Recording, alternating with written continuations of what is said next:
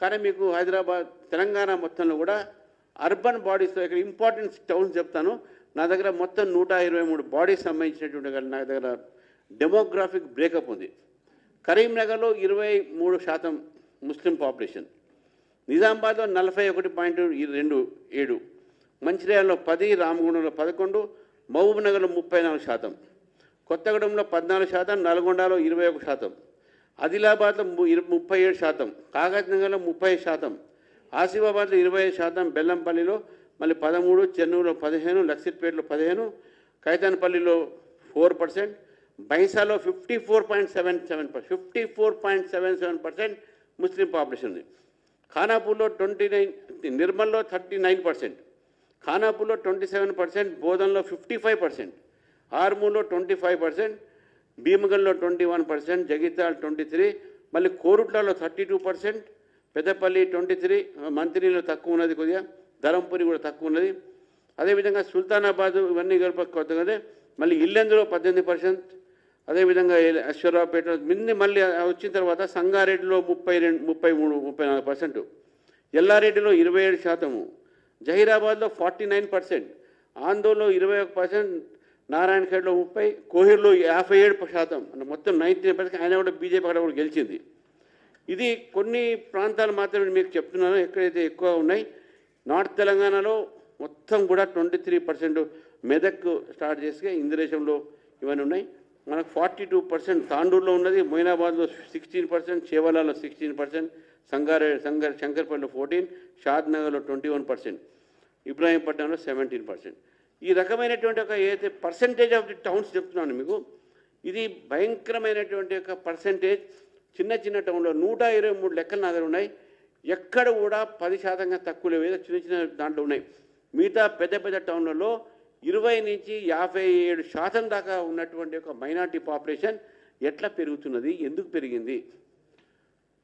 ఈ అందరూ కూడా ఈ మైనార్టీ ఓట్స్ భారతీయ జనతా పార్టీని ఇక్కడ తెలంగాణలో ఏదైనా కూడా చేయడానికి ఈ యొక్క మైనార్టీ ఓట్స్తోని ఇటు కాంగ్రెస్ పార్టీ ఇటు బీఆర్ఎస్ పార్టీ రెండు పార్టీలు కూడా ఎక్కడైతే బీజేపీని ఓడించే ప్రయత్నం చేస్తారో అక్కడ వీళ్ళు కలిశారు. నేను గతంలో కూడా ఈ మాట చెప్పాను. ఇప్పుడు మా పాయింట్ ఏంటంటే, ఇప్పుడు మొన్న జరిగినటువంటి ఎలక్షన్స్ తర్వాత ఈరోజు జరిగినటువంటి ఒక మేయర్ డిప్యూటీ మేయర్ ఎలక్షన్స్లో, చైర్మన్ వైస్ చైర్మన్ ఎలక్షన్స్లో బీజేపీ ఎక్కడెక్కడైతే వస్తుందో, ఎక్కడెక్కడైతే అవకాశం ఉన్నదో అక్కడ బీఆర్ఎస్, కాంగ్రెస్, ఎంఐఎం, మరి ఇండిపెండెంట్లు కొంతమంది బీజేపీకి వ్యతిరేకమైన మైనారిటీ కమ్యూనిటీ గెలిచిన వాళ్ళని కూడా వాళ్ళందరూ కూడా కలిసి ఈరోజు బీజేపీని నిజామాబాదు, అదేవిధంగా ఆదిలాబాదు, కామారెడ్డి అనేక ఇటువంటి స్థానాల్లో మా ఒక మేయర్షిప్, చైర్మన్షిప్ రాకుండా ప్రయత్నం చేసిందంటే ఈ నలుగురు కలిసి చేశారు. ఎంఐఎం, బీఆర్ఎస్, కాంగ్రెస్, మరి కొంతమంది ఇండిపెండెంట్లు who hails from minority community. ఇది కాంగ్రెస్ పార్టీ బీఆర్ఎస్ పార్టీ ఎట్లా కలుస్తుందని నాకు అర్థం కాదు. చెప్తారు కదా వాళ్ళు బీజేపీ బీఆర్ఎస్ కూడా, మన రేవంత్ రెడ్డి గారు ఎప్పుడు మాట్లాడితే అప్పుడు, మరి కేటీఆర్ కూడా చెప్తారు కదా వీళ్ళిద్దరు కూడా అని చెప్పేసి. ఇప్పుడు తెలంగాణ ప్రజలకు కాంగ్రెస్, బీఆర్ఎస్, ఎంఐఎం చెప్పాలి, మీ మధ్యన ఉన్నది ఏంది? మీది అనుబంధమా, సత్సంబంధమా, బంధమా? మీ బంధాన్ని ఏమనాలి, ఏ పేరు ఇవ్వాలి? హిందీలో ఉన్న ఈ సృష్టి కా క్యా నామ్దు అని. ఏ సంబంధం ఇది? అక్రమ సంబంధమా, సత్సంబంధమా? మొన్ననే మా బండి సంజయ్ గారు అన్నారు హ్యాపీ వ్యాలెంటైన్స్ డే అని. వ్యాలంటైన్స్ డే అయిపోయింది ఇప్పుడు.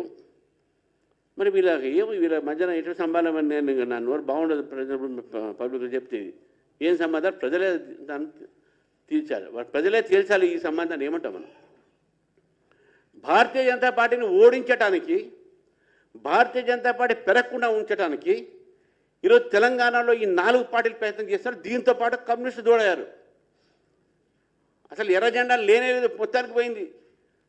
దాన్ని మళ్ళీ రేవంత్ రెడ్డి గారు బతికిస్తున్నారు. ఎక్కడుందన్నా ఎర్ర జెండా? ఎర్ర జెండా లేదు. అసలు ఎర్ర జెండా అనేమో తెల్ల జెండా అయిపోయింది. వాడు అడిగినంట ఏందన్నా తెల్ల జెండా ఏంటంటే, తెల్ల జెండా అనే మంచిది రావాయి, దీంట్లో లేత కాషాయ గురించి ముదురు ఎరుపు రంగు వరకు దాంట్లో పోయొచ్చుంట. అంటే అన్ని పార్టీలు మార్చవచ్చు. కమ్యూనిస్ట్ పార్టీలు మారుస్తున్నారు వాడు పార్టీలు. ఇది ఈరోజు తెలంగాణలో ఈ పార్టీల చరిత్ర. భారతీయ జనతా పార్టీ పెరుగుతున్నది, పెరగకుండా చేయడానికి ప్రయత్నం చేస్తున్నారు. రేపు రాబోయే రోజుల్లో కూడా హైదరాబాద్లో జరిగేటువంటి జిహెచ్ఎంసీ ఎన్నికల్లో కూడా హైదరాబాద్ ప్రజలు ఆలోచించాలి. ఈ అందరూ కూడా కలిసి భారతీయ జనతా పార్టీని ఎదుర్కొంటారు. భారతీయ జనతా పార్టీ మేము కేవలం డెవలప్మెంట్ కోసమే పనిచేస్తాము. ఈరోజు పరిపాలిస్తున్నటువంటి భారతీయ జనతా పార్టీ రాష్ట్రాలు, ఈరోజు భారతీయ జనతా పార్టీ ఇతర రాష్ట్రాలని పరిపాలన మీరు చూడండి ఎంత ఉన్నది. ఈరోజు డబుల్ ఇంజిన్ సర్కార్ రావాలంటే తెలంగాణలో కూడా భారతీయ జనతా పార్టీ ప్రభుత్వం రావాలి. మీకు ఇన్ని 336 వరకు వస్తారంటే గతంలో కాంగ్రెస్ పార్టీకి వస్తే తగ్గినాయి, గతంలో టీఆర్ఎస్ పార్టీ తగ్గిన వాళ్ళు వచ్చారు. మేము కూడా డెఫినెట్గా వస్తాం అధికారంలో. మీ అధికారం రాకముందు రేపు ఏప్రిల్లో ఎస్ఐఆర్ కాబోతా ఉంది.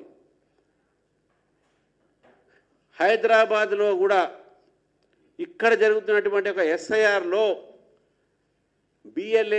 బిఎల్ఓస్ అందరూ కూడా చాలా అప్రమత్తంగా ఉండి ఇందులో దొంగ ఓట్లు ఎన్ని ఉన్నాయి, డబుల్ ఓట్స్ ఎన్ని ఉన్నాయి, బయట వాళ్ళ ఓట్లు ఉన్నాయి ఎన్ని ఉన్నాయి తీసే దీంట్లో ప్రక్షాళన చేయాల్సిన అవసరం లేదు.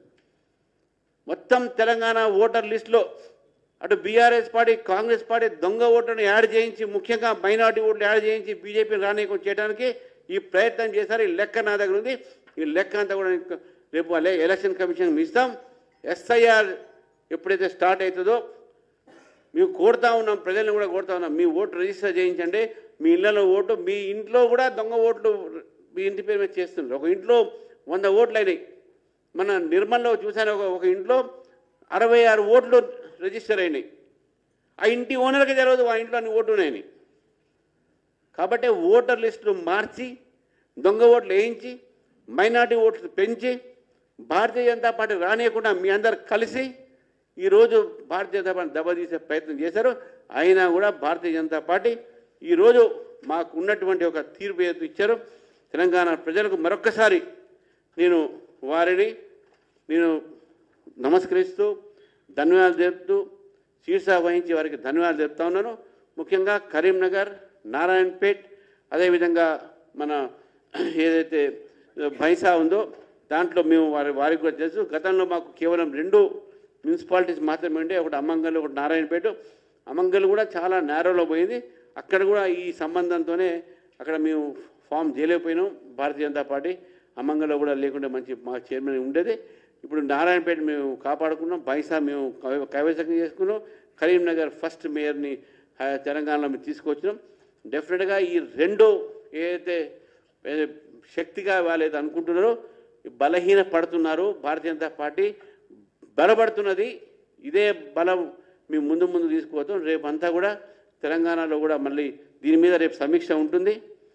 ఎవరెవరైతే క్రాస్ ఓటింగ్కు పాల్గొడ్డారో భారతీయ జనతా పార్టీ నుంచి వాళ్ళందరి మీద చర్య ఉంటుంది. వాళ్ళని తప్పకుండా క్రాస్ ఓటింగ్ చేసిన వాళ్ళందరూ కూడా మేము ఈ యొక్క దీంట్లో సస్పెండ్ కూడా చేస్తాం. క్రమశిక్షణ ఉంటుంది. ఎవరెవరైతే భారతీయ జనతా పార్టీ చైర్మన్